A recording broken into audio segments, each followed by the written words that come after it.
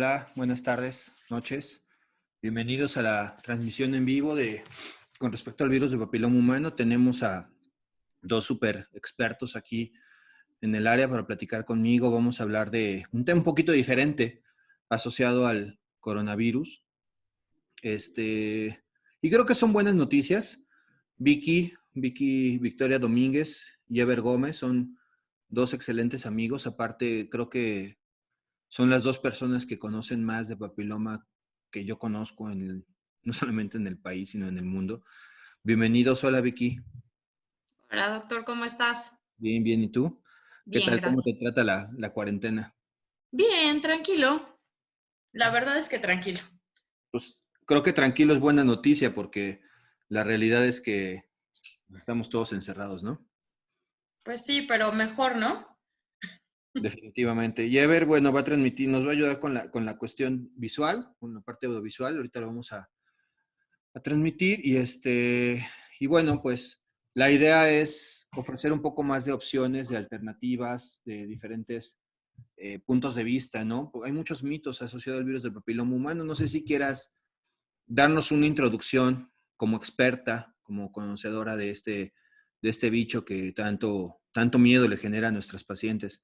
No sé si pudieras ayudarnos con una visión general con respecto a esto. ¿Cuál es tu opinión? Bueno, mira, primero tanto Ever como yo queremos agradecerte el espacio dentro de tu cuenta de Facebook. Siempre es un placer trabajar con ustedes dos. Y primero nos gustaría aclarar algunos puntos sobre qué es un virus antes de que entremos directamente al tema del VPH, ¿no? Que también creo que va muy ad hoc con toda esta situación que estamos viviendo porque pues estamos siendo infectados por un virus, ¿no? Por el coronavirus también. Entonces yo creo que es importante que aclaremos primero qué es un virus, cómo funciona dentro de una célula y entonces ya después podemos platicar un poquito ya exclusivamente del virus del papiloma humano. Entonces, un virus, para empezar, no es un ser vivo. Eh, ¿Por qué no es un ser vivo? Porque no realiza las características básicas como la reproducción, como la nutrición, no tiene un metabolismo como tal. Entonces, en realidad un virus es una partícula, es material genético, puede ser RNA o puede ser DNA, y este material genético está protegido por proteínas y a veces por algunas partículas de lípidos. Eh, y la manera en la que se transporta, pues es diversa y la manera en la que infecta también es diversa. Es importante aclarar que los virus son especie específica, que quiere decir que eh, en general, un virus que infecta a una planta no puede infectar a un animal, ¿no? Por ejemplo, cuando hay ciertas mutaciones o ciertos cambios en el material genético y este se modifica, a veces puede brincar de una especie a otra, que es lo que hemos visto tanto con la influenza H1N1 como con el coronavirus, ¿no? Que eran especie específico de otro animal, hubo un cambio y entonces brincan al humano, ¿no? Pero bueno, por ejemplo, hay virus del papiloma en diferentes especies, por ejemplo, en delfín hay papilomavirus del delfín, pero ese papilomavirus no infecta al humano. Entonces, los virus son partículas, como te decía, de DNA o RNA que están cubiertas por proteínas y estas proteínas van a asemejar a una llave que tiene que hacer entrar perfectamente bien en la cerradura de una célula huésped. Una vez que hacen clic perfectamente con receptores de la célula huésped, entonces inyectan el material genético, que puede ser DNA o que puede ser RNA, y este material genético se apodera de la célula y la utiliza exclusivamente para generar más virus. ¿Qué es lo que sucede con esta célula? La célula se vuelve como un zombie, llamémoslo de alguna manera, y entonces ahora solamente va a realizar las órdenes del material genético que tiene ahora, que es el material genético del virus. Entonces, ¿qué pasa con esta célula que está infectada? Pues que esta célula eventualmente va a morir porque no puede realizar sus funciones elementales de nutrición, de reproducción, y entonces muere porque solamente está produciendo partículas de virus, y cuando la célula se llena de virus, pues revienta o se muere porque no ha realizado sus funciones vitales, ¿no? Y eso es lo que pasa en general con todos los virus, virus de plantas, virus de bacterias, virus de hongos, virus de, virus de células eucariontes, como son las células animales, ¿no? Es importante aclarar que los virus infectan a cualquier organismo vivo que podamos imaginar, desde bacterias hasta el humano, ¿no? Pasando por todos los animales. Entonces, son partículas de material genético que han estado en el planeta Tierra desde antes que existiera la vida como nosotros la conocemos y como nosotros la reconocemos. Y hay virus millones, o sea, muchos que ni siquiera hemos descubierto. Oye, Bueno, Vicky, entonces. pero a ver, yo quiero retomar un poquito la parte que tú dijiste que hay dos tipos de virus, el RNA y el DNA. ¿Por qué? Porque pues ahora que estamos en esta situación de infoxicación, no sé si te tocó ver el video de un inmunólogo de Argentina que habló sobre, o sea, yo quiero retomar esta parte para encuadrar un poco a nuestra audiencia, ¿no? Con respecto a que hay dos tipos de virus, tú dijiste claramente el RNA y el DNA, y creo que son factores diferentes que me gustaría aclarar ahorita, porque creo que nos va a permitir orientarnos hacia el tema de lo que queremos platicar hoy. Decía este inmunólogo que cuando el virus es de material genético de DNA, es un virus que siempre permanece en el cuerpo, en el huésped, en este caso, pues lo que nos interesa, perdón por ser un poco egocéntrico como ser humano, pero bueno, al fin y al cabo creo que es parte de lo que queremos hablar, pero como ser humano, el DNA, los virus que están originados del DNA, sí se mantienen en el cuerpo, nunca se van. A diferencia de los virus RNA, es lo que decía este inmunólogo. No sé qué opines sobre eso. Bueno, mira, sí hay muchos virus de DNA que se pueden integrar al material genético de la célula huésped. Y ahí se quedan. Y muchas veces no se expresa ese material genético y entonces el virus queda como en un estado latente, como si estuviera dormido. La diferencia, aunque el virus del VPH es un virus de DNA, y no quisiera adelantarme a lo que vamos a platicar más adelante, pero a diferencia de este virus, aunque algunos partículas puedan integrarse, la ventaja que tenemos es que las células que infectan son células y el epitelio, como tú lo sabes, se está regenerando cada 72 horas aproximadamente. Eso nos da una ventaja, a diferencia de otros virus que infectan otros tipos de células. En el caso de los virus de RNA, no se pueden integrar al material genético, porque el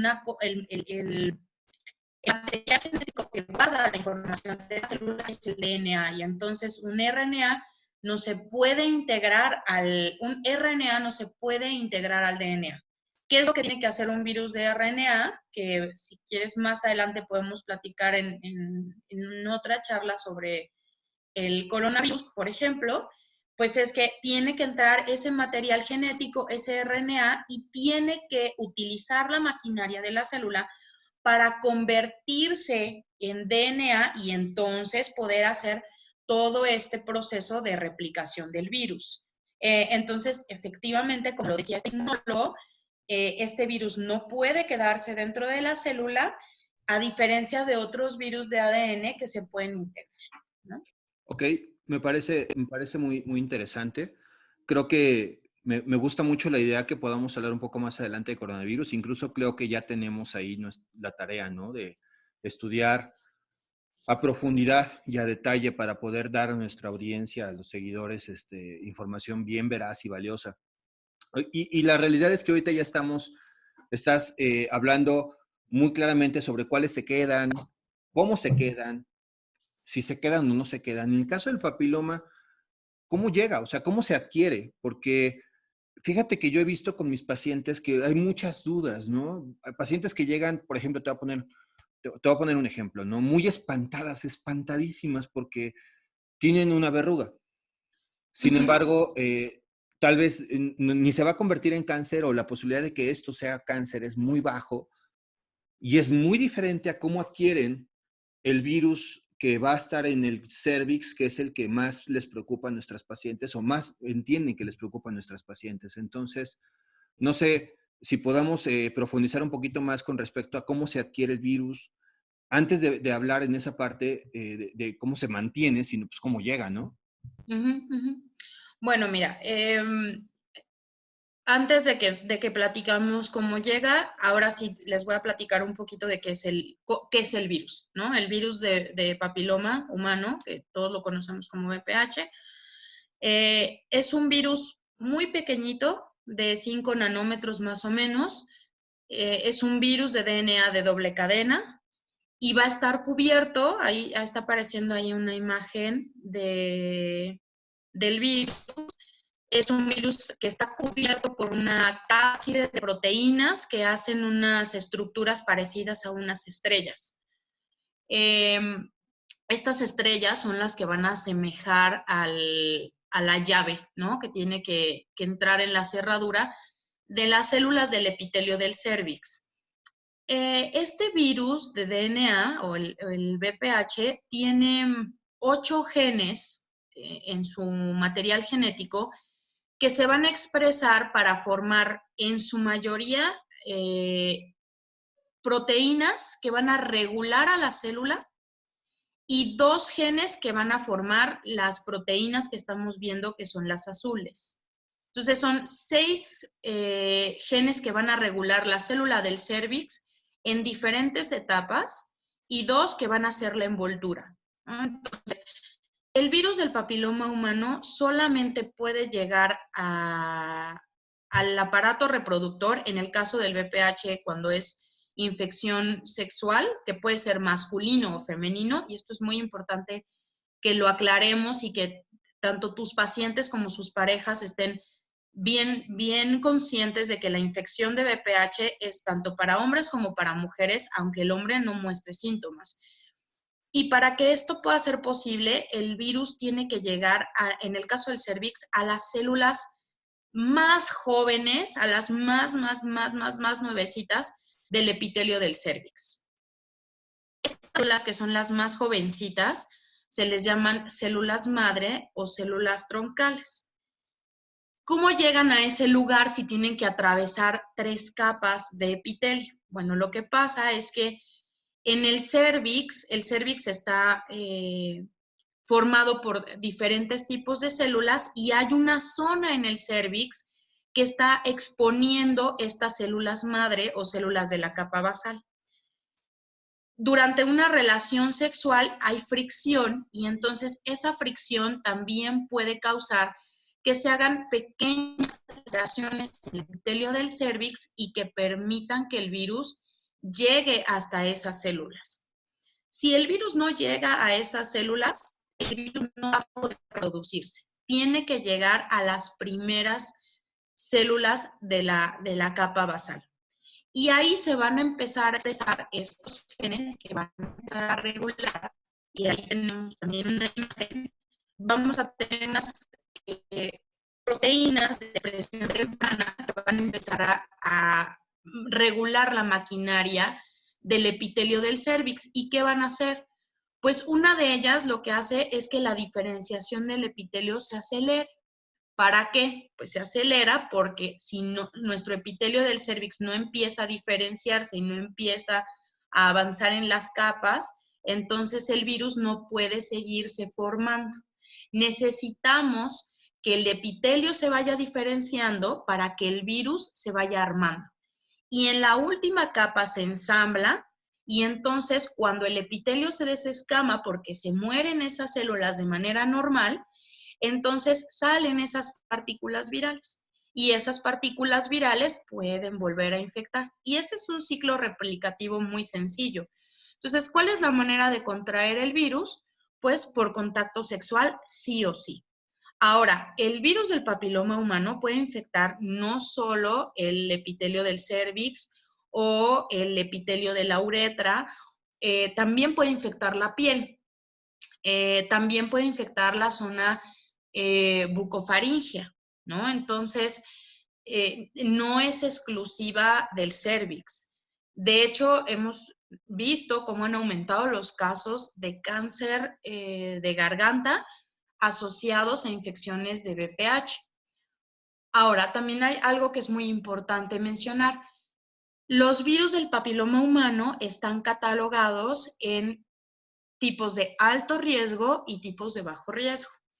¿Qué quiere decir esto? Los papilomavirus de alto riesgo son los que a la larga causan cáncer.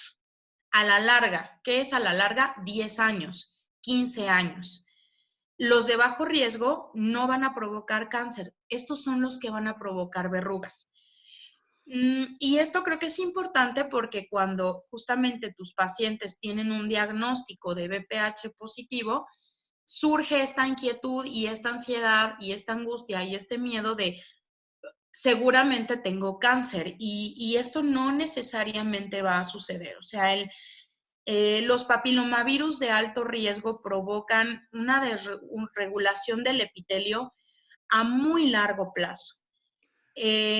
Verdaderamente tiene que ser una infección crónica de muchísimos años para que puedan llegar a desarrollar cáncer. Y si antes de esto el médico se da cuenta de que hay una lesión, se puede revertir el efecto, la enfermedad, ¿no? Entonces, ¿cómo se transmite? Vía sexual. Oye, En el y caso de los de bajo riesgo que infectan piel, pues puede ser por contacto, a lo mejor con epitelios que estén infectados también, ¿no? Por ejemplo. oye, ya hablando sobre eso, ya entrando en ese detalle, pues cómo se diagnostica, ¿no? Porque también hay mucha confusión ahí. Eh, Hay muchos pacientes que tienen la costumbre, o sea, lo que normalmente vas, digo, yo no voy al ginecólogo, pero, pero soy ginecólogo, entonces, Tengo uno muy bueno, si quieres te lo recomiendo. ok, el punto es que muchos pacientes me dicen, o sea, yo ya manejo los sistemas moleculares de diagnóstico, que creo que me gustaría que habláramos un poquito más sobre ellos. Ujú, Pero muchos pacientes tienen confusión cuando tengo la oportunidad de hacerles el diagnóstico molecular para detectar la presencia y el Papá Nicolau, ¿no? Entonces, a mí ujú. me gustaría que pudiéramos aclarar esa parte, que lo escucharan de otra persona que no fuera yo. Que muchas pacientes dicen, es que, a ver, me estás diciendo que en uno sale y en otro no, tengo o no tengo papiloma. Porque la idea que se tiene, pues es la idea de 40 o 50 años del Papá Nicolau, ¿no? Ujú, Este estudio de células que nos determinó la presencia de células. Entonces, la realidad es que creo que estamos ante un momento bien importante. Sí quiero retomar que ahorita está muy comentado la parte de, del PCR, porque creo que al ser experta en esta parte nos puedes explicar o les puedes explicar a nuestros pacientes que al igual como se utiliza en este momento para diagnóstico confirmatorio de coronavirus, pues esta herramienta sirve para detectar papiloma. ¿Cómo sirve? ¿Cómo la utilizas? ¿Y cómo podemos tener esta herramienta para el diagnóstico preciso y con altísima precisión ujú. de la presencia del virus, ¿no? Entonces, en términos generales, pues, ¿cómo se detecta? O sea, ¿cómo sabemos? ¿Cómo se diagnostica? ¿Y cuáles son las diferencias? Lo que tú ves en esa parte, ¿no? Ujú. Bueno, le vamos a pedir a Ever que si nos puede poner nuestra imagen estrella de métodos de detección. Ahí viene. Esa mera, ¿no? Sí, esa mera. Bueno, existen 3 métodos de detección de VPH actualmente. y dos de ellos pues son muy, muy viejos, como tú dices. Eso no quiere decir que no sean buenos o que no sirvan, ¿no? Simplemente que la ciencia ha ido avanzando afortunadamente y tenemos métodos que son mucho más rápidos, mucho más precisos y que nos ayudan a detectar infecciones, enfermedades con muchísima antelación y que podemos prever y podemos dar tratamientos muy rápidos, ¿no? Entonces, ¿cuál es el tradicional, como dices, el que todas conocemos? Pues es el Papa Nicolau. El Papa Nicolau es un estudio citológico, es a nivel de células, entonces el ginecólogo toma una muestra de estas células, las pone en un, en una barrita pequeña de vidrio que se llama portaobjetos, y entonces el ginecólogo pinta estas células, las tiñe de color, las observa al microscopio y observa literalmente la forma de la célula. Y eso lo que nos dice es si la célula se ve sana o no se ve sana. Eso a grandes rasgos, muy sencillo, es el Papa Nicolau, ¿no? Tenemos también la parte de la colposcopía, que esa pues, la realizas tú en el consultorio y es una tinción del cérvix. Y entonces lo que ves, pues, es si hay una lesión o si el epitelio está íntegro y entonces pues, a través de eso podemos ver si hay lesiones asociadas o no a BPH. La otra herramienta, que es la que nosotros utilizamos, pues es el diagnóstico molecular y está basado en la presencia del DNA del virus del papiloma humano. ¿Cómo la detectamos? Bueno, pues nuevamente el médico toma una muestra y esa muestra, en lugar de nosotros verla al microscopio, lo que vamos a hacer es que vamos a romper las células que vienen en esa muestra, obtenemos el DNA general, tanto el de las células del cérvix como DNA que puede venir ya sea de algunas bacterias porque puede haber una infección o de algún virus como el VPH. Y una vez que nosotros extraemos ese DNA, nosotros vamos a retarlo o le vamos a preguntar a través de un equipo qué hay en esa muestra. Y a eso se le llama PCR, que ahora está muy de moda. Afortunadamente ya todas las personas han escuchado hablar de PCR porque es una herramienta que se ha utilizado en los últimos 15 años. No es una técnica molecular que sea nueva, la verdad es que no es nueva, tiene muchísimo tiempo que se utiliza. ¿Y qué es lo que hace? Tenemos el DNA y entonces nosotros en un equipo metemos ese DNA en unos tubos pequeñitos y metemos pequeños fragmentos de los patógenos que queremos identificar, ¿no? Son como anzuelos. Esos anzuelos se van a pegar o van a hacer match perfecto con el material genético que nosotros ya le pusimos de la muestra y vamos a meter algunas enzimas, asemejamos la maquinaria de una célula. Entonces, metemos proteínas que nos sirven en nuestras células para replicar nuestro material genético de manera normal y lo hacemos todo en un tubito pequeñito. Entonces, metemos el DNA de la muestra, metemos anzuelos contra los patógenos que queremos identificar y entonces dejamos que a través de ciclos de calor, de temperatura altas y bajas, haga solito su trabajo, ¿no? Entonces, se van a ir amplificando material genético, material genético, material genético durante un par de horas y a través de un software nosotros ya podemos saber en una computadora y la computadora nos va a decir, ah, pues mira, tú echaste estos anzuelos para detectar VPH y sí encontramos VPH. O no, echaste estos anzuelos y no se pegaron contra nada. Entonces, esta muestra solamente tiene DNA de células que están sanas, ¿no? Eso es como a muy grandes rasgos lo que hace la técnica de PCR, que ahorita ya Ever nos está haciendo favor de ponernos una imagen, y es lo que yo les decía, ¿no? O sea, tenemos el material genético, este material genético después se desnaturaliza o separamos las cadenas con calor y lo que vamos a hacer es empezar a meter anzuelos esperando que se unan y que empiecen a amplificar cadenas. Y cada que termina un ciclo, esto es exponencial porque de 2 cadenas, en el siguiente ciclo tenemos 4 y luego tenemos 8 y luego 16 y así se va en una cuestión logarítmica. Entonces, la ventaja de la PCR o de la reacción en cadena de la polimerasa, que es esta proteína enzima que se va a encargar de estar amplificando, es que a partir de muy poquitas moléculas de DNA, nosotros podemos obtener un resultado fiable. Y estoy hablando de 10 partículas de DNA. O sea, cuando la infección está en su primer momento, nosotros podemos detectar si hay una infección o no hay una infección. Entonces, es una prueba muy sensible, además es muy rápida, porque podemos obtener resultados en 2 o 3 horas, ¿no? Entonces, a diferencia del Papa Nicolau, que pues es cuestión de mucho más tiempo, y además del expertise o de la experiencia que tenga el patólogo, ¿no? Si tú tienes un patólogo con una súper experiencia en tinción Papa Nicolau, pues vas a tener resultados muy efectivos. Pero si tienes un patólogo que es nuevo y que está adquiriendo experiencia, a lo mejor algo se le va por ahí, ¿no?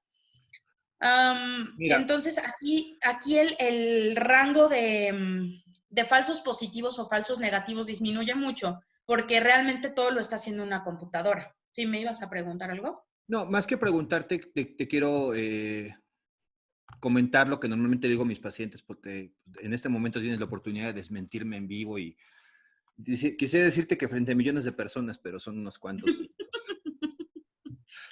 No, no, la realidad es que lo que le comento a mis pacientes normalmente es que sí, o sea, el PCR o la prueba de PCR nos detecta pues, el virus como tal. O sea, detecta cosas diferentes. El Papa Nicolau detecta células. O sea, son momentos diferentes de la patología, momentos diferentes de la infección y todos sirven. La realidad es que cuando yo estoy con mis pacientes platicándoles, tratando de tranquilizarlas, tratando de darles información, tratando de darles un pronóstico con respecto a la información que tengo en ese momento, sí les comento, bueno, la presencia del virus nos da un momento del tiempo mucho más anticipado que lo que sería el Papa Nicolau. Como bien dices, creo que el Papa Nicolau pues no solamente depende del patólogo, ¿sabes? O sea, también depende del médico. ¿Qué tal si el médico no tomó bien la muestra? Entonces, la realidad es que a nuestras pacientes, por muy bueno que sea el Papa Nicolau, el patólogo y el ginecólogo, tiene un índice de fallas, o sea, falla mucho más la muestra para detectar lo que necesita detectar. O sea, lo que necesita detectar, como bien dices, entiendo el Papa Nicolau, son células anormales. Así es. Y para eso es bastante malito. O sea, sabemos que funciona, no es que sea malo, pero para hacer lo que está destinado a hacer, que es detectar células anormales, pues ronda por ahí del 55% en los mejores casos, ¿no? Y la otra cuestión es que cuando ya hay células anormales, que era lo que estaba marcando con el láser ahorita Ever, pues son etapas ya tardías de la infección, ¿no? O sea, estás hablando de una infección que lleva ahí, que en el mejor de los casos llevará un año, a lo mejor, Claro, ¿no? sí, por eso te Digo, comentaba. considerando el sistema inmunológico de la mujer, porque incluso hay mujeres, y eso tú lo sabes mucho mejor que nosotros, que van a una revisión de Papá Nicolau, este año el Papá Nicolau sale normal, el siguiente año sale normal, y el tercer año ya tiene células anormales, ¿no? Y eso puede ser porque la infección ha estado ahí bajita, bajita, bajita, bajita, y de pronto baja el sistema inmunológico por estrés, por alimentación, por falta de ejercicio, por un montón de cosas. Y entonces ahora sí, ya la célula empieza a tener un problema y entonces ya el epitelio se empieza a modificar. Entonces, ya cuando llegamos a un Papa Nicolau anormal, pues estamos hablando de un periodo de infección de ya no sabemos cuánto tiempo. Como decías, estas 3 técnicas son fotografías en diferentes momentos de la infección. Digamos, por ponerlo de alguna manera, la técnica de BPH, de PCR, es la infección en infante, ¿no? O sea, es cuando recién llegó la infección. La colposcopia llevamos un proceso de infección mucho más largo. Oye, Vicky, pero Entonces, a ver, entonces corrígeme de un error porque algo que yo le digo a mis pacientes y lo dejo muy en claro, siempre que estoy tratando de hablar sobre estas situaciones, les digo, a ver, infección no es lo mismo que lesión, son cosas separadas.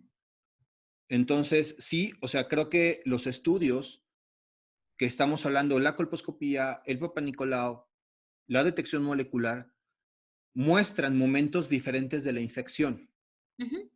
Y aunque, por ejemplo, creo que con las herramientas que tú tienes en tu laboratorio nos puedes decir o nos puedes dar cierta predicción con respecto a la posibilidad de lesión, pero según yo la presencia de material genético viral, o sea, de virus del papiloma humano, no tenemos una relación estricta con respecto al grado de lesión.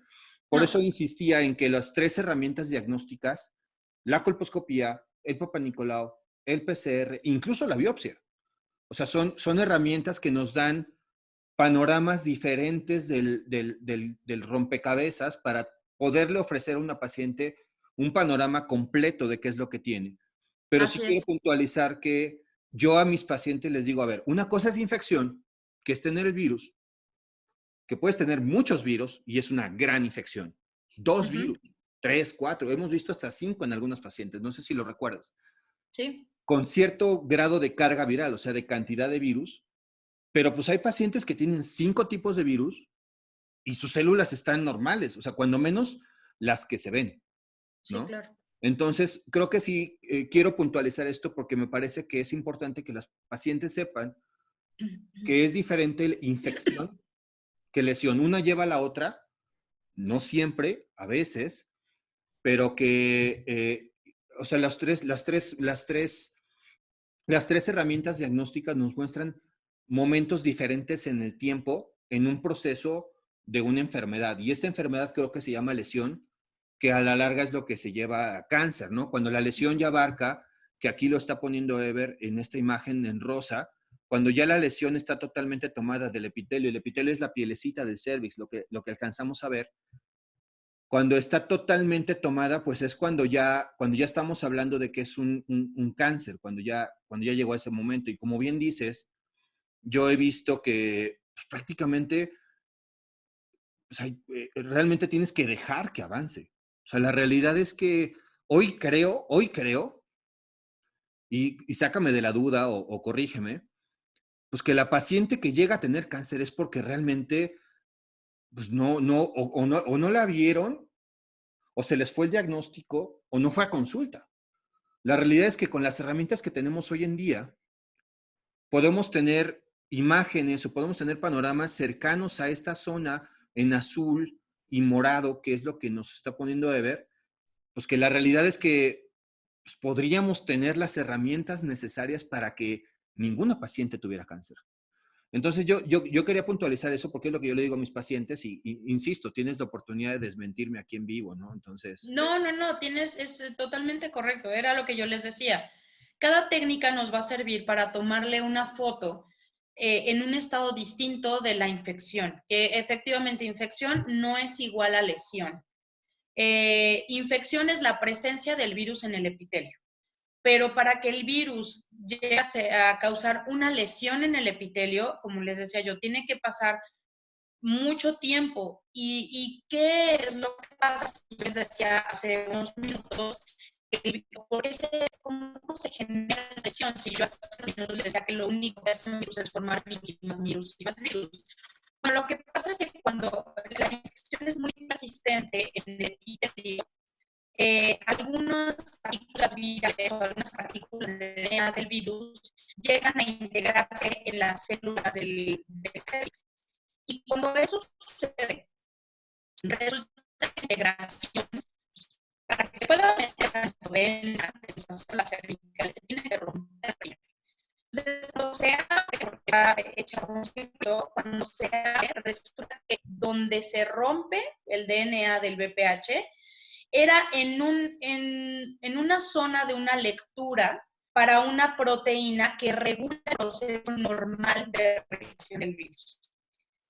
es esa lectura de esa proteína que dice, tú tienes que hacer virus, más virus, ¿no? Y regula el proceso de diferenciación del epitelio y regula la expresión de otras proteínas dentro del virus. Entonces, esto es un acto de suerte, o sea, no es porque el virus tiene que pegarse, no tiene nada que ver con eso, es un acto de mera suerte que en ese lugar se rompe, se integra al DNA de nuestras células cervicales y entonces ya no hay una regulación. Y entonces ese material genético queda dentro del nuestro y entonces se está formando y se está formando y se está formando, pero ya no hay una regulación de la replicación del virus. Y entonces la célula, cuando la verdad es que yo digo, se vuelve loca, y entonces ya no sabe que tiene que diferenciarse y entonces se empieza a hacer más grande, los núcleos crecen y es cuando vienen estos procesos que llevan en algún momento al cáncer cervicouterino. Pero para que eso suceda, como bien dices también, tiene que pasar muchísimo tiempo. Afortunadamente hoy las mujeres ya no morimos fácilmente por cáncer cervicouterino. Y esto mucho tiene que ver con el Papá Nicolau. Esa es la realidad, porque cuando surge esta técnica,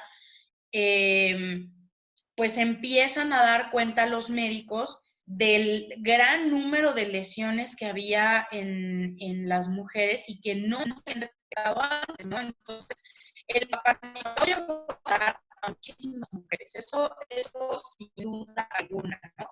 Y sigue funcionando, pero la realidad es que podemos tomar la infección del virus muchos años antes con las técnicas de diagnóstico molecular. Muchos años antes, estoy hablando de 10 años antes. Entonces, si 10 años antes detectamos la infección, cuando apenas el virus se está empezando a replicar y tenemos poquitas partículas de virus y ahí lo eliminamos, por medio, no tenemos que llegar nunca ni a una colposcopía irregular o con lesiones y menos a un Papá Nicolau anormal, ¿no? Entonces, todo lo que, la manera creo que en la que se los explicas a tus pacientes, pues es la correcta porque así es como funciona, ¿no? Entonces, nosotros creemos en el diagnóstico molecular porque les damos a ustedes los médicos la herramienta para prever a 10 años antes, ¿no? Entonces, no hay necesidad de que una mujer que es diagnosticada con BPH positivo por técnicas de PCR se angustie. Al contrario, es la herramienta y es el momento perfecto para que el médico le dé seguimiento o le dé algún tipo de tratamiento que de eso pues tú ya tomas la decisión, pero es el momento ideal, ¿no? La PCR es el momento ideal para detectar una infección VIH.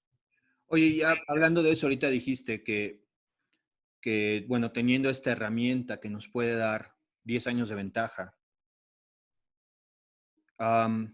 y dijiste, podemos eliminar al virus. O sea, si hay una pregunta recurrente en mi consulta, en foros de internet, en conferencias, y el objetivo primordial de esta plática que queremos es, o sea, se elimina, porque la realidad es que, o sea, está este gran mito de que pues, ahí va a estar siempre, ¿no? Entonces, yo creo que el objetivo primordial es esto. Yo quiero aclararte, o sea, quiero que retomemos dos elementos. El primero, pues, es el comparativo que hacemos con virus del herpes, ¿no? Que sabemos que el virus del herpes es un virus DNA, que sí, ese nunca se va a eliminar, se va a quedar en el cuerpo. Entonces, esa parte que no logramos entender es cómo el papiloma, siendo un virus tipo de DNA, de ADN, o sea, ¿podemos hablar de que se puede eliminar? Depende de la localización, depende de dónde esté, si se puede eliminar o no. Y otra parte que creo que vale la pena hablar es porque seguramente si la gente que nos está escuchando no será la primera vez, tú y yo hemos visto publicaciones con respecto a esta doctora que hizo un trabajo con luz pulsada en el Politécnico, que digo, o sea, se hizo súper viral, ¿no? Diciendo, el virus del papiloma humano se cura, nueva estrategia en el Politécnico, y casi casi la pusieron como la doctora tal para el premio Nobel, ¿no? Cuando la realidad es que creo que tú y yo hemos platicado esta publicación y creo que incluso la misma doctora, ¿sabes? Ella aclaró que su trabajo fue promisorio, pero que, o sea, sí hay ciertos detalles que hay que desmitificar. Entonces, yo creo que quisiera que platicaras un poquito sobre eso y sobre realmente si podemos eliminar al virus como infección. Porque la lesión, como sabemos, si la lesión se elimina, la lesión que es la lesión precancerosa, el acúmulo de células dañadas, pues hay formas diferentes, ¿no? Se corta el pedazo dañado, se quita la matriz, o sea, son cosas muy radicales, pero son ejemplos muy claros de cómo si quitas la zona que está dañada, pues se quita la lesión. ¿Pero la infección se cura? ¿Se quita? Cuando está la infección en etapas muy tempranas, muchas veces el sistema inmunológico lo elimina solito, ¿eh? ¿Por qué? Porque cuando la infección es temprana, no hay integración del virus al material genético de nuestras células. Y entonces el sistema inmunológico ataca y entonces simplemente elimina el virus. Entonces, en ese momento la infección se puede eliminar sin ningún problema. ¿Qué hay que hacer? Bueno, pues hay que favorecer el aumento del sistema inmunológico y para eso pues hay muchas maneras de potenciar el sistema inmune de una paciente, ¿no? O de un paciente.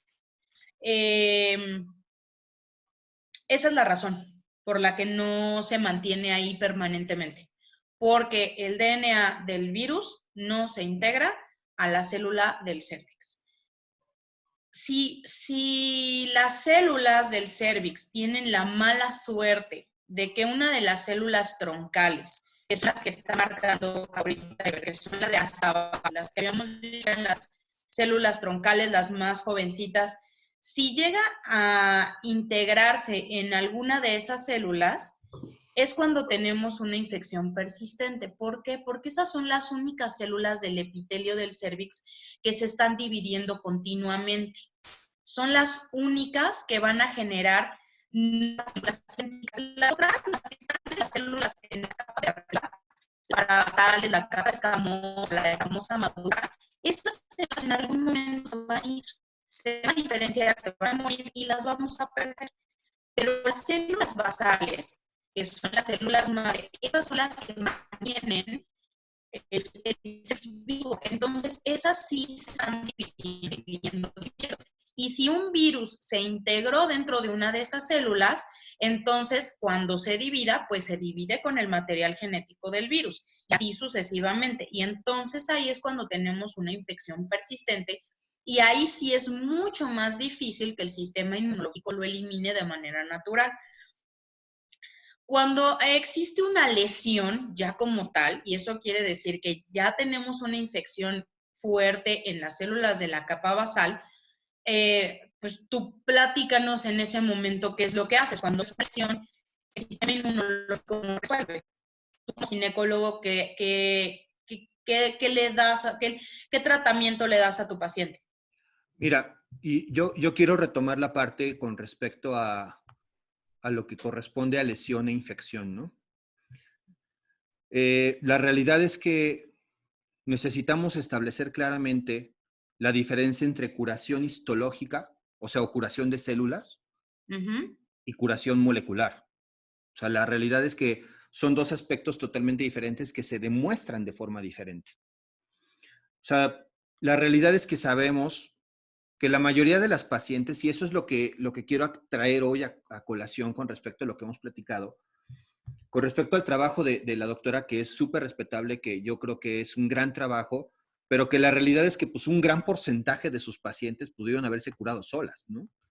De la infección. Y de hecho ella lo menciona, y como tú bien dijiste, ella hizo una aclaración en donde incluso pidió que dejaran de publicar noticias en donde pues engrandecían este trabajo preliminar y diciendo que ya habían encontrado la cura para el VIH, ¿no? Entonces, ahí está la fotografía de la nota, pues porque es un trabajo previo, es un trabajo que siguen estudiando y demás, y entonces causa mucho corazón por lo que están haciendo, porque realmente ellos no saben todavía bien a bien quién eliminó de manera natural la infección y quién la eliminó por los campos pulsados estos que ella está probando, ¿no? Yo te preguntaba qué hacías con aquellas pacientes que tenían una lesión, porque a donde quería yo llegar un poco es que cuando ya hay una lesión y ustedes la retiran de diferentes maneras, lo importante para que no regrese la infección es que tengamos la suerte de que la extracción de ese pedazo de pie, de ese pedazo de cervix que está enfermo, no es ahí células de capa basal infectadas. El éxito de que uno elimine el BPH del cervix es que las células de la capa basal no queden infectadas. Sí, me Si queda... nosotros logramos eso, entonces yo te puedo decir, sí, el virus del papiloma humano se elimina. Ya no hay manera de que vuelva. Sí, o sea, justo a eso me refería, insisto, me parece muy profesional la doctora que aclaró sobre este elemento. Eh, y la realidad es que a nivel ya tratamiento, la mayoría de las pacientes que tienen una lesión de bajo grado es justo cuando esa capa inicial es la que histológicamente, o sea, en una muestra, es la que está afectada con células anormales. La recomendación mundial de todos los organismos, de todos los colegios para este tipo de tratamiento en ginecología, en colposcopía, o sea, todos los organismos médicos recomiendan que en esta primera etapa que está de este lado, acá abajo, en la parte inferior izquierda que nos lo está mostrando Ever, la mayoría de las recomendaciones implica esperar y vigilar. O sea, el sistema inmunológico eh, actúa y muchas veces revierte de forma espontánea sin que hagamos ningún tipo de tratamiento el problema. Yo le digo a mis pacientes, ¿qué tengo que hacer? Le digo, pues todo lo que los médicos te decimos que tienes que hacer. O sea, no te estreses, haz ejercicio, no te malpases, toma vacaciones, o sea, todo aquello que sabemos que mejora el sistema inmunológico, ¿no? Eh, sin embargo, sí hay médicos que ante ciertas circunstancias pueden optar por quitar la zona afectada, ¿no? Yo le comento a mis pacientes y contestando a tu pregunta ahora sí puntualmente, pues hay varias formas de quitar. O destruyes el epitelio o lo cortas, o lo quemas, o lo congelas. Entonces, por eso, de ahí vienen las alternativas de criocirugía, electrocirugía, láser o tejido o sustancias ablativas, sustancias que destruyen tipo ácidos. Entonces, hay muchas alternativas de tratamiento, pero no hay que dejar fuera que una de las alternativas, si no es que la que debería permear siempre para nosotros, pues es esperar a que se elimine por sí solo. Entonces, sí, la mayoría de las veces hemos visto una curación histológica. ¿Por qué? O sea, lo que nosotros vemos como médicos, como ginecólogos, en la consulta, pues son pruebas negativas. O sea, yo puedo ver una paciente que tiene una lesión, que su Papa Nicolau sale positivo, dice que tiene datos de lesión o células anormales, le hago una colposcopía y sale una mancha ahí horrible, fea, como esta que nos está mostrando de ver.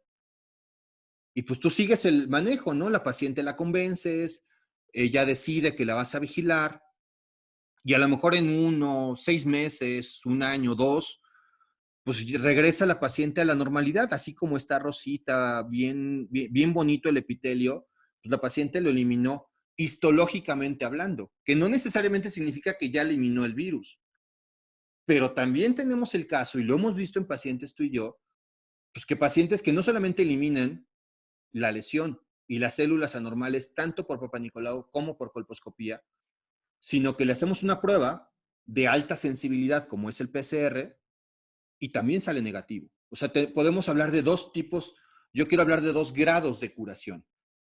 el grado de curación molecular y el grado de curación de células o de lo que estamos viendo, ¿no? Entonces, sí, el sistema inmunológico lo elimina. Sí sabemos que es difícil, que si el virus está penetrando o está dañando células troncales, pues al sistema inmunológico le va a costar más trabajo. Sin embargo, creo que quiero recapitular una frase que me gusta mucho decir en consulta, que aquí pues tratamos pacientes y no estudios, ¿no? Y entonces hemos visto que pacientes tanto pueden evolucionar hacia lo mal como hacia lo bien, y lo importante es la vigilancia, ¿no?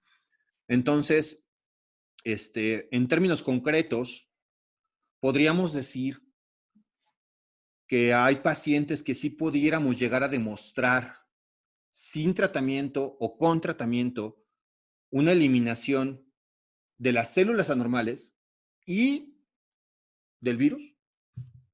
Sí, totalmente. Ok, y eso necesariamente pues podemos manejarlo tanto con el sistema inmunológico como hay algunos tratamientos que ayuden. ¿Es correcto? Es correcto. Ok, pues muchísimas gracias, Vicky. ¿Alguna recomendación final como experta, viróloga? Como, tú sí eres doctora de verdad, ¿no? Yo soy médico nada más. También Ever es doctor, entonces ellos tienen el grado de PhD, doctorado, pero después de de poder aclarar esta situación, que yo creo que va a ser súper valiosa para nuestras pacientes, para las mujeres que tengan la fortuna de ver este video, aprovecho para decirles que vamos a subirlo a YouTube para que quede ahí fijo. Espero que se pueda transmitir, subir. Eh, pero bueno, o sea, me encantaría que nos dieras una impresión final, una recomendación final, una opinión para poder pues dar por concluido este live. No, mira, más que dar una impresión final, no, yo no puedo ver porque estoy conectada al Zoom. Me gustaría más bien que tú nos dijeras si hay pacientes o personas que estén viendo ahorita el video que tengan alguna duda, si hay alguna pregunta o algo así que pudiéramos contestar. Creo que sería mucho más valioso. En términos generales, el virus del papiloma humano no es mortal. Afortunadamente, hoy en día hay muchísimas maneras de detectarlo, hay muchísimas maneras de resolver una infección. No es para espantarse, la verdad está muy sobrevaluada las incidencias por VPH, así lo siento yo, están muy sobreestimadas, la paciente se siente muy angustiada, como les decía al principio, y no hay razón para eso, ¿no? Más bien si hubiera alguna pregunta de algún tema o de algún punto que no hubiéramos aclarado, no sé si hay algún comentario por ahí que quisieras que retomáramos. Sí, desafortunadamente o lo transmitimos por Zoom o por Facebook, o sea, no puedo ver las mismas al mismo tiempo, pero si te parece bien, podemos comprometernos con las preguntas que nos se hagan publicadas ahí mismo en el feed de Facebook. No puedes ver las de Facebook. No las puedo ver actualmente. Pues te digo, es que necesito un asistente y pues no, o sea, pero le prometo a nuestras pacientes, si tú me permites, podemos prometerles que vamos a contestar las preguntas que nos hagan en el feed, o bien en la publicación de YouTube, o bien en el correo electrónico. Con gusto vamos a resolver las preguntas. Mira, perdóname que te interrumpa. Tengo ahí algunos paleros en el view y algunas ya me mandaron algunas preguntas. ¿Quieres que las vayamos contestando? Y lo que pasa es que como yo estoy transmitiendo a los dos lugares, yo no Sí. puedo verlo. Mira, nos preguntan sobre la vacuna. Y es cierto, no comentamos nada sobre la vacuna y es muy importante aclarar que la vacuna actualmente es muy efectiva. Hay dos marcas. Hay una marca que protege contra tipos de alto y bajo riesgo, 16, 18, 6 y 11, y hay una que protege solamente para 16 y 18. Entonces, yo sí recomiendo la vacuna y de hecho, sácame de esta duda, ya está en el esquema de vacunación en niñas, ¿es correcto? Sí, A no, no, partir de los 9 años según yo, ya estaba en el esquema de vacunación. sí, en el esquema de vacunación nacional está para niñas de 9 a 13 años. Y aprovecho que me haces la pregunta para decir uno de esos datos duros e interesantes que me gusta comentar, ¿no? Ujú, Sí, yo también estoy totalmente de acuerdo en la vacuna y no solamente en este grupo de edad, ¿sabes? La realidad claro. es que cualquier mujer se puede ver beneficiada. Yo, el único momento, y quiero que también, creo que vale la pena platicar sobre esto, el único momento donde realmente no recomiendo la vacuna es cuando la paciente ya tiene una infección. O sea, ya está peleándose contra el virus del papiloma humano y particularmente si lo está haciendo contra el tipo 16 o 18.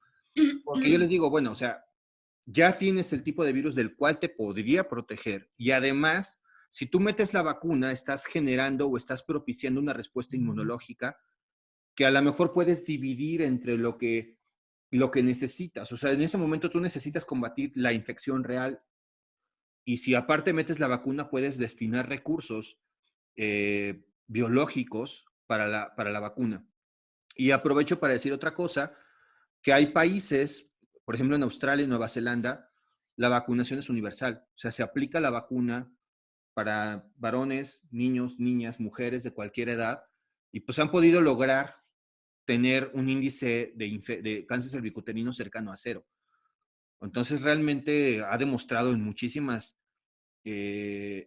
con una gran certeza, la eficacia de vacunarse.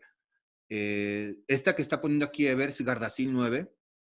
Gardasil 9 no está en México, protege contra 9 tipos. Ese está todavía, está ahorita en algunos países de Europa, en Estados Unidos. Todavía México no llega, son cuestiones reglamentarias. En México tenemos la de 4, Gardasil original, que protege 16, 18, 6 y 11. Y aparentemente puede ser, es lo que nos han dicho en algunos congresos, que para 2022, 2023 podamos tener la polivalente que incluye 18 tipos. Entonces, realmente sí hemos tenido avances. En México ahorita tenemos la de 4 nada más. Y sí está en el esquema de vacunación, solamente de niñas, mujeres de 9 a 13 años tienen derecho a publicárselas, a colocárselas gratuitamente en los centros de salud. Pero cualquier persona se la puede aplicar. O sea, hay que pagarla, claro, pero se la pueden aplicar. Sí, incluso contestando algunas preguntas que hay aquí sobre los varones. Dice, ¿los hombres también nos podemos vacunar? Sí, la vacuna se recomienda tanto para varones como para mujeres. Y incluso yo la recomendaría para niños, ¿no? O sea, igual que como en el esquema de vacunación está para las niñas, igual lo recomiendo para los niños. Preguntan también que si, ¿cómo pueden saber los varones que tienen infección de VPH y si podrían notarlo? Desafortunadamente los varones son asintomáticos, entonces no es fácil, vaya, a simple vista, a menos que tengan verrugas, no se puede saber si tienen infección de VPH de alto riesgo. Si hay verrugas, esto quiere decir que son infecciones de VPH de bajo riesgo y, bueno, ese es el síntoma, ¿no? Eh, ¿Cómo se puede saber? También se hace una prueba de PCR. Se hace una prueba de PCR uretral y de igual manera nosotros hacemos la extracción del DNA de las células de la uretra y hacemos la técnica de PCR. Es igual que en el caso de cervix. También es muy importante y me gustaría que nos tomáramos unos minutos para aclarar este punto porque puede llegar a crear mucha confusión e incluso crear muchos problemas entre parejas porque el epitelio de la uretra tiene un pH mucho más ácido que el del cervix. Y esto hace que la replicación del virus no sea tan estable. ¿Qué quiere decir? Que el varón puede eliminar la infección mucho más rápido que una mujer. Y aquí me gustaría que tú nos platicaras un poco, doctor, porque a veces la paciente puede llegar a consulta se le hace una toma de muestra para PCR y se le hace una toma de muestra para pareja y uno sale positivo, normalmente la mujer, y el varón sale negativo. Y si no tenemos claro cómo funciona o cómo es la infección de virus de papiloma humano en uretra y en cervix, puede causar muchos problemas. ¿Estamos de acuerdo? Sí, la realidad es que en general el diagnóstico causa problemas, siempre.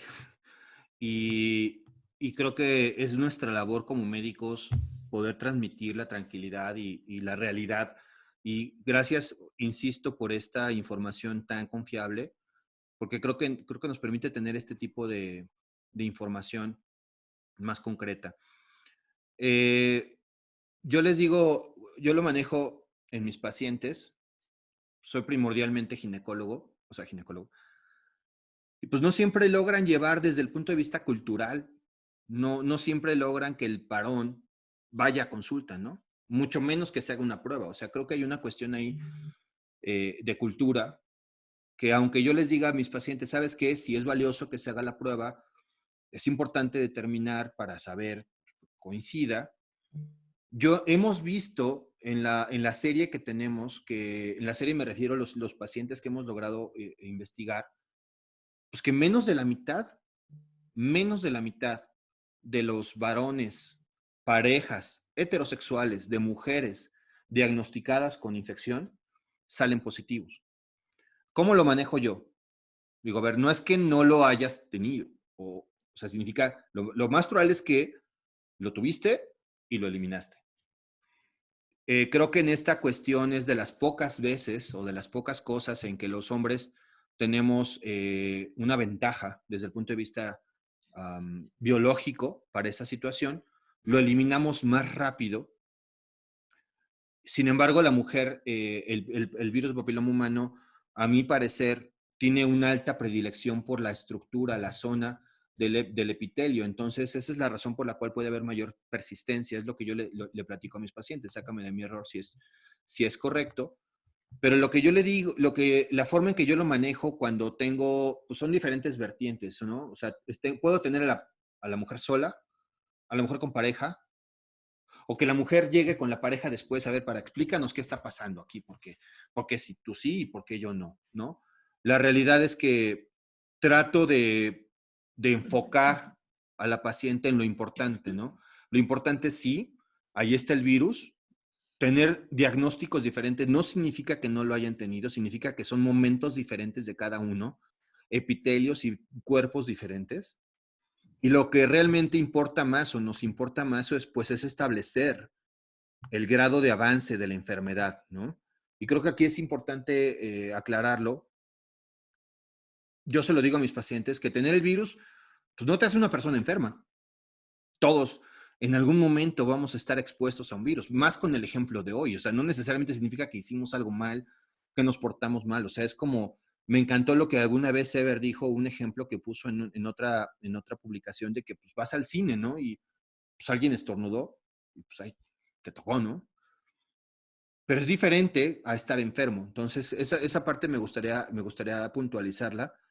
Pero contestando tu pregunta, yo les comento a mis pacientes que pues, son momentos diferentes y que el hecho de que uno salga negativo y el otro no, es que son momentos de detección diferentes, pero que no necesariamente sea motivo de una discrepancia entre parejas, ¿no? Sí, bueno, nada más aclarar un poco con lo que acabas de decir de Ever, de lo del cine y el estornudo, aclarar que no aplica para el VPH, ¿no? O sea, no es como que fuimos al cine y nos estornudaron y no es coronavirus, ¿no? O sea, aquí, pero sí, tienes razón, entiendo un poco la analogía. 8 de cada 10 personas que tienen vida sexual activa tendrán en algún momento de su vida infecciones por VPH, ¿no? Entonces, efectivamente no es una cuestión para estigmatizar.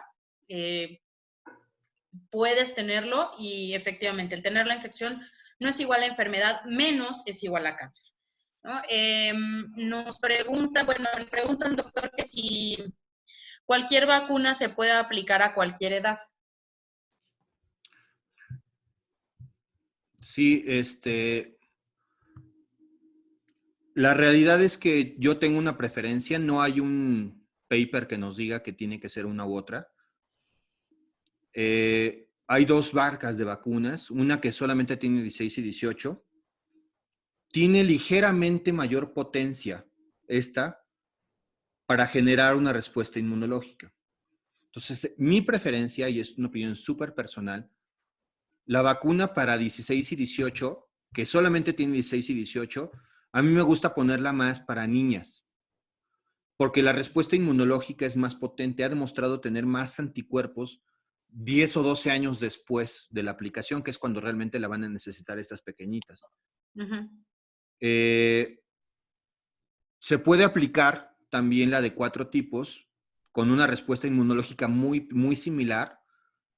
Y esta de 4 tipos es la única que tiene indicación, tiene lógica, para aplicarse en varones. Entonces, realmente cualquiera de las dos se puede aplicar en cualquier edad. Mi opinión, con base en algunos trabajos que he revisado, yo, si la paciente, si tengo la fortuna de poder colocársela o recomendársela a niñas de 9 a 13 años, mi preferencia es ponerla de 2 tipos por la potencia inmunológica. Cualquier otro grupo de edad y cualquier otro género, la de 4 tipos. Ok.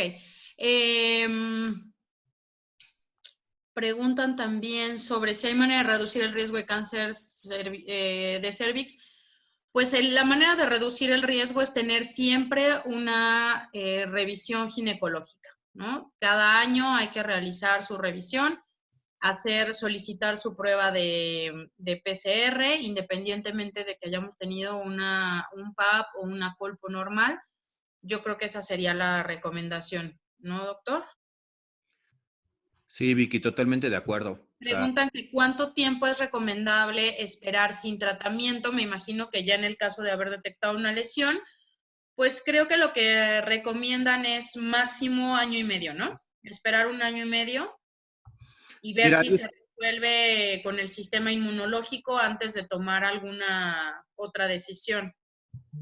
hay distintos trabajos, recomiendan entre 2 y 3 años de vigilancia. Yo lo que hago, les hago a mis pacientes, que muchas, afortunadamente, gracias a Dios, me tienen mucha confianza. Yo lo que les hago es una vigilancia por colposcopía. Entonces, ¿qué es de qué me sirve? Si la paciente tiene, o la chica que está dándome la oportunidad de atenderla, veo que tiene infección persistente e incluso que por colposcopía genera lesión, o esa lesión veo que al año que viene está más grande, pues es evidente que el sistema inmunológico está perdiendo. Entonces, normalmente cuando veo una reducción de algún tipo de estudio, una mejora, normalmente me sigo esperando. Hasta 3 años me ha tocado esperar. No mía, pacientes míos, ¿verdad? Pero, pero si veo que al año la lesión está al doble, o sea, creo que lo correcto, y eso es una opinión muy personal, pues es decirle, ¿sabes qué? Pues no estamos ganando la batalla, ¿no? Hay que duplicar el esfuerzo. Sí, sí, totalmente de acuerdo. Preguntan también si en cualquier momento se puede hacer PCR.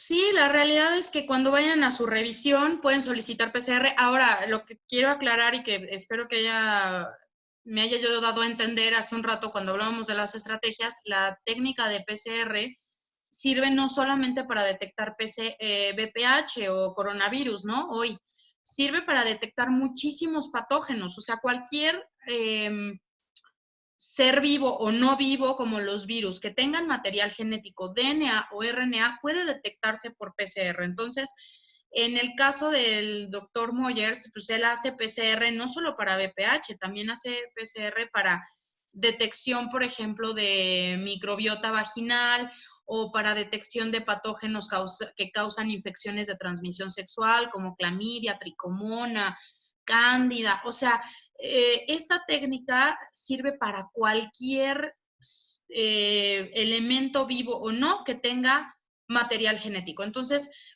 Si hay una infección, se puede determinar a través de PCR, independientemente de cuál sea el origen del material genético, ¿no? Incluso Entonces, sí, yo le digo a mis pacientes que, o sea, los médicos expertos en infecciones son los infectólogos. Y todos los infectólogos que conozco, todos, trabajan con PCR. O sea, quieren confirmar una infección, PCR. ¿De qué? De lo que quieras buscar. Pero los médicos expertos, y yo invito a que cualquiera que tenga la oportunidad de hacer una pregunta en línea o personalmente con un infectólogo, seguramente van a confirmar que el método que los doctores infectólogos utilizan para confirmar sus diagnósticos es el PCR. O sea, esa es la técnica maestra, ¿no? De alguna manera. Y pues está a la mano. O sea, realmente hoy en día tenemos alternativas muy costeables, incluso para manejarse a nivel de rutina. O sea, lo que hemos estado realizando, que si podemos utilizar pruebas, ahora sí que tomo la palabra del pruebas, pruebas, pruebas, test, test, test, ¿no? Que al fin y al cabo, pues tener conocimiento nos permite tener una mejor panorama, mejores herramientas para trabajar, ¿no? Entonces yo sí quiero puntualizarlo porque todos los infectólogos que conozco, sus diagnósticos de lo que estén investigando, sea el patógeno que sea, utilizan PCR como método de diagnóstico.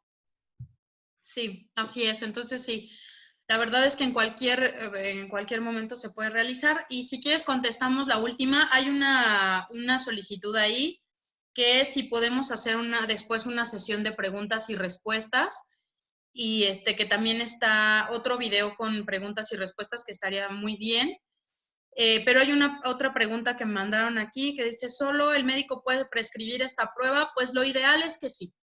Lo ideal es que sí, porque la interpretación del diagnóstico la debe hacer tu médico tratante. Entonces, si uno llega a cualquier laboratorio, que no en cualquier laboratorio realizan pruebas de diagnóstico molecular, pero si cualquier persona llega y pide un PCR de lo que sea, porque creo que tengo infección, porque hoy amanecí con una sensación extraña y estoy segura que tengo una infección de algo y voy y pido una PCR, me van a mandar un resultado que no voy a saber interpretar y que me va a causar más angustia. Entonces, yo sí recomiendo que primero acudan a su consulta. Ahora, esto no es exclusivo de ginecólogos. Como les comentaba, las detecciones a través de PCR pueden ser tanto diagnóstico de enfermedades gastrointestinales, respiratorias, en fin, ¿no? O sea, podemos hacer diagnóstico de patógenos de todo el cuerpo. Entonces, yo sí recomiendo que el médico tratante, que sabe perfectamente o tiene una sospecha de una infección, solicite que se realice la prueba y que el mismo médico dé una interpretación de ese diagnóstico, ¿no? Que es lo que sucede contigo, que tú solicitas una prueba de PCR, tú la interpretas y tú le explicas a la paciente si esto es grave o no es grave o hay que darle cierto tipo de seguimiento o de tratamiento.